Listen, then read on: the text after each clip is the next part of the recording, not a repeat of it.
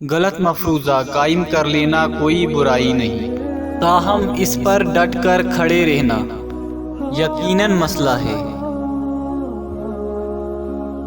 اپنے دوست کو معاف کرنا اپنے دشمن کو معاف کرنے سے زیادہ مشکل ہے۔ طوائف کے پیٹ سے نہیں، عزت دار لوگوں کی خواہش سے جنم لیتی ہے۔ سب کچھ کھونے کے بعد بھی اللہ سے امید لگنے اور صبر کرنے کو ہی ایمان کہتے ہیں۔ دنیا میں شریف بن کے رہو، لیکن کسی کو اپنی شرافت کا ناجائز فائدہ اٹھانے نہ دو۔